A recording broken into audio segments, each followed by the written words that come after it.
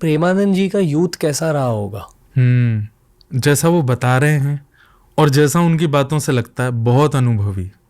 और जिस तरीके का वो बोलते हैं ना, वो व्यक्ति तभी बोल सकता है जब उसने बहुत अनुभव किया हो। सब बोलें, मुझे वो अच्छे से याद नहीं है, कबीरदास जी का भाव है, सब बोले या तुम बोलो पोथिन की लेखी, मैं बोलूं आंखन की देखी। आप सब तो वो बोल रहे हो जो सब लिखा हुआ है, पर मैं वो बोल रहा हूं जो मैंने आंखों से देखा है। ये बात प्रेमानंद जी महाराज पे लागू होती है।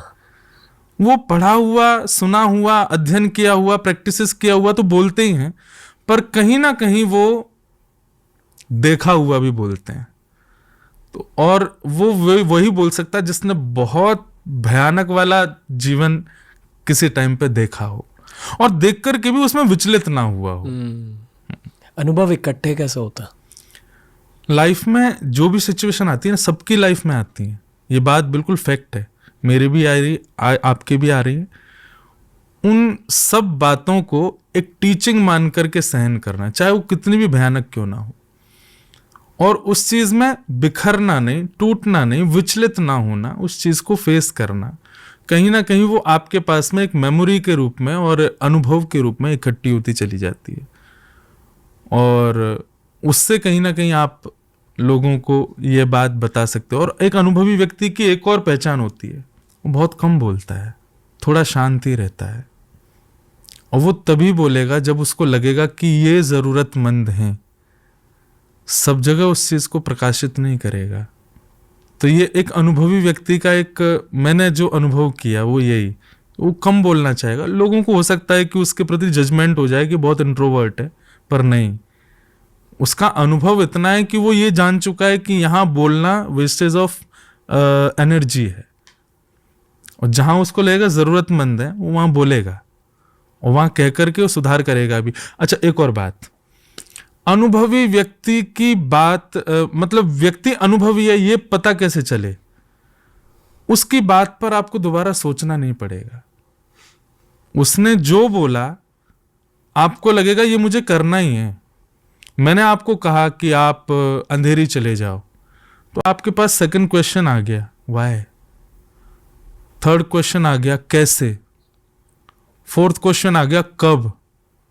तो कहीं ना कहीं ये मेरी बात इतनी श्रेष्ठ नहीं थी, क्योंकि आपके चित्त में 3 क्वेश्चन और आ गए, कब, कैसे, कहां, क्यों। लेकिन कोई अनुभवी व्यक्ति बैठा होगा ना, वो आपको बोलेगा अंधेरी चले जाओ, तो आप दूसरा विचार नहीं करोगे। एक बात है अंधेरी जाओ, पर उसके प्रति और भी कई बातें हो सकती हैं। अनुभवी व्यक्ति की बात पर आपको दोबारा सोचना नहीं पड़ता, आप विश्वास से कह सकते हो नहीं मुझे ये करना ही है। और वो प्रेमानंद जी के साथ होता है।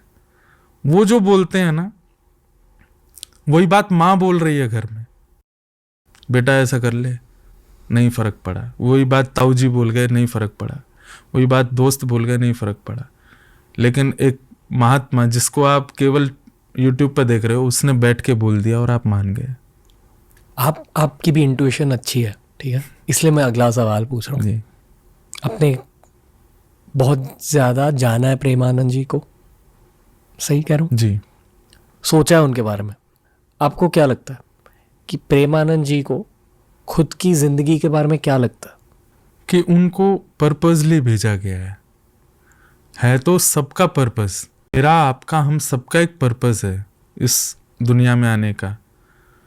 जग की सेवा खोज अपनी, प्रीत हरि से कीजिए।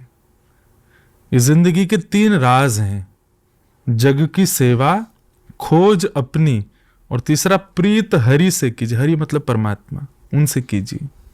जो समझ गए इस बात को कि मेरा पर्पस क्या है, ये आद्य शंकराचार्य भगवान ने भी कहा, को हम कस्त्वम को तायात, तुम कौन हो, मैं कौन हूं, हम कहाँ से आए, हम क्यों आए हैं संसार में।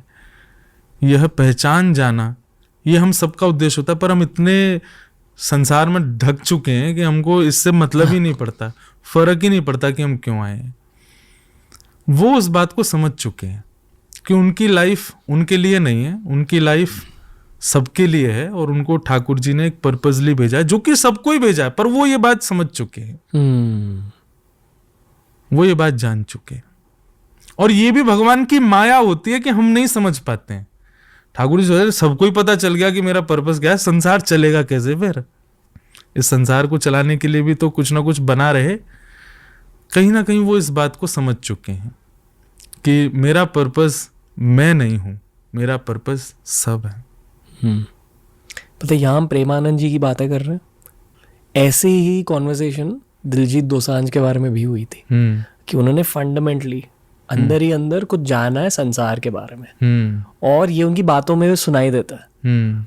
मैंने ये देखा है मीडिया की दुनिया में, मैंने नोटिस किया है कि जब किसी को ऐसे तुरंत बहुत ज्यादा एक लिफ्ट मिल जाती है ना, दिलजीत दोसांझ, मैं फेम पर्सपेक्टिव से बात कर रहा हूँ, फेम पर्सपेक्टिव से प्रेमानंद जी भी पिछले 2 सालों में कुछ तो हुआ है जिसकी वजह से उनका चेहरा बहुतों तक पहुंचा है। रिंकू सिंह क्रिकेट देख, ऊपर वाले का कुछ तो रोल होता है इसमें, डेफिनेटली उनकी कुंडली वो सब फैक्टर है, मेहनत फैक्टर है, साधना है, पर ये सब ऊपर वाले की माया होती है कि किसको शोहरत मिलेगी, कितनी शोहरत मिलेगी, कौन लेजेंड बनेगा, सब थोड़ा सा प्री डिसाइड तो होता है। बिल्कुल ना। अभी मैं कुछ दिन पहले ही मैंने सोशल मीडिया पे दिलजीत दोसांझ जी का एक भाव सुना था कि वो कह रहे थे कि लोग बोल रहे हैं कि ऑफ सडन दिलजीत कहीं से आ गया, पर वो 20 साल से लगे थे। अभी मैंने आपने कहा कि 2 साल से प्रेमानंद जी आ गए, पर उनकी एज देखें, उन्होंने गृह त्याग कब किया था, एक उस अवस्था में जब लोग खेलना चाहते हैं तो वो छोड़ के चले गए थे सब कुछ। कहीं ना कहीं हमें उस व्यक्ति का एफर्ट अपनी लाइफ में जो उसने दिया वो हमें दिखा नहीं है, हमें बस वो व्यक्ति एक फेम में आकर के दिख गया। Even you also, even me also, जो भी हैं कहीं ना कहीं कुछ तो किया है। आज आपको भी अगर कोई बोल जाए कि भाई रणवीर अचानक से इतने बड़े बन गए या कुछ हो गए, आपको भी लगेगा नहीं भाई देख एक बार पीछे आके, एक बार मेरे वो सिचुएशंस भी देखो जब मैं बिल्कुल अकेला था, वो सिचुएशंस भी देखो जब मैंने बहुत दिन तक सूरज भी नहीं देखा था, वो सिचुएशंस भी देखो जब मैं घर वालों से ही नहीं मिला था, वो सिचुएशंस भी देखो कि मैं पानी पे ही रहा था। सिचुएशन सबने देखी, और यही सिचुएशंस ही उसको कहीं ना कहीं लाइफ से इंट्रोड्यूस कराती हैं, वर्ल्ड से इंट्रोड्यूस कराती हैं, और तभी वो कहीं ना कहीं बन पाता है। अच्छा, एक और बात, प्रेमानंद जी महाराज और जो भी नाम है, कहीं ना कहीं आप उनको देख करके फील करोगे पर्पसली वो लोग नहीं बने ऐसे, उनकी लाइफ के स्ट्रगल ने, अभी ऐसा टाइम आया है कि स्ट्रगलिंग करने वाले ज्यादा उठ रहे हैं, ज्यादा आगे आ रहे हैं। कहीं ना कहीं सोशल मीडिया पर तो वो भी आ रहे हैं जो कुछ नहीं करते, पर लोगों के दिल में जो बस रहे हैं, या लोगों के दिल में बुद्धि में जो कहीं ना कहीं एक आइडल का फॉर्म बना रहे हैं। पॉपुलर संसार में बहुत लोग हो रहे हैं, कुछ भी खा के कुछ भी पहन के दुनिया में बहुत लोग पॉपुलर हो रहे हैं सोशल मीडिया पर बात यह है कि आप किसके मन में बैठ पा रहे हो।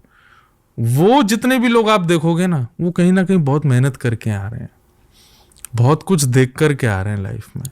Short lived fame versus long lived fame. हाँ यानी कि ट्रेंड वाला जो फेम रहता है वो बहुत फास्ट ऊपर चला जाता है, बहुत फास्ट नीचे भी आता है। कई लोग उसको फिर पहचान भी नहीं पाते कि ये वही था क्या। और एक लॉन्ग, वो क्या बोला था, लॉन्ग सस्टेनिंग फेम का, हाँ, वो लोगों के मन में हमेशा रहेगा, इवन सोशल मीडिया नहीं हो तो भी रहेगा। लोगों के चेहरे भूल जाते हैं हम लोग, पर उसकी कही गई बात नहीं भूल पाते। उसने क्या कहा था, वाह, उसने कैसे परिवर्तित किया था। तो चेहरा दिखाता है सोशल मीडिया, अगर कल को नहीं भी होगा ना, तो भी प्रेमानंद जी की बातें पिछले 2 साल में कही गई, मुझे नहीं लगता कि आदमी अपने 90-80 ईयर्स की लाइफ में भूल पाएगा। तो वो चीज उन्होंने बहुत कुछ देख करके पाई है। पूरी 20s की गाइडलाइन दे दी है। आई फील हमने अध्यात्म की बात करी है कि वो बेस होना चाहिए, एंकर पॉइंट, फिर उद्देश्य, स्टार्टिंग पॉइंट, बिल्कुल, फिर प्रोसेस, वाह, कि कठिन मेहनत 20s में ना, कठिन मेहनत होनी चाहिए। आपके 30s आसान बन जाएंगे। बिल्कुल, मतलब लोग रोते हैं यार ये नहीं है वो नहीं, करो, लगे रहो। रोना है तो रो लो पर मेहनत करो, बिल्कुल। बहुत की फैक्टर है। इसके बाद क्या, मेहनत के बाद क्या, विनम्रता ना, दीनता, दोनों वीकेंड से पर्यायवाची हैं, पर वही हो सकता है विनम्र और दीन जिसने बहुत कुछ देखा है लाइफ में। शायद इन 3 चीजों की वजह से ही वो विनम्रता फॉर्म होती है आपके दिल में ना? अध्यात्म, उद्देश्य, मेहनत। वाह। मतलब ये एक्चुअली आपके हाथों में नहीं है। कहीं ना कहीं इस पॉडकास्ट में आपने मेरे को बहुत सारे टॉपिक्स मेरी कथा के जा रहे हो। मुझे भी शायद ये जब लॉन्च होगा ना, मुझे भी, क्योंकि कई बातें ऐसी हो गई हैं मेरे मन में, ये पॉडकास्ट ऐसा नहीं था। सेम, मुझे कुछ और फील हो रहा था, जो मैं अभी तक करता आया हूँ वैसा ही कुछ, पर ये अभी कहीं और जोन में जा चुका है। इवन मैं ये भी भूल चुका हूँ कि मैं वर्सोवा में हूँ, मैं मुंबई में हूँ, एंड आई एम, कल मेरी कथा है कहीं पर। और यही एक अच्छी कॉन्वर्सेशन होती है स्पिरिचुअली, कि आप देहाभिमान शून्य हो गए। मेरे ख्याल से जो लोग मिलते हैं किसी के सफ़र में ना, ये दिलजीत दोसांझ ने एक्चुअली कहा था मेरे से, कि जो लोग मिलते हैं आपको खुद की ज़िंदगी में, वो एक्चुअली आपके ही पार्ट्स है on the inside, as an आपके ही पोर्शन, आपके एक रिफ्लेक्शन है। जो अनुभव होते हैं, जो लोग मिलते हैं, वो एक्चुअली आपके अंदर ही हो रहा है, और जो अंदर हो रहा है आपके दिल में, भगवान की लीला ये है कि आपकी बाहर वाली दुनिया में भी वही होगा। तो अगर आपके दिल में एक्चुअली शांति है, बाहर भी शांति फैलेगी, सब फैलेगी। अगर आपके दिल में बहुत ज़्यादा जजमेंट है, तो बाहर भी बहुत ज़्यादा जजमेंट रहेगी और लोग आपको जज करेंगे। हाँ, तो फिर आपके साथ भी वही बैक होगा, मिलेगा।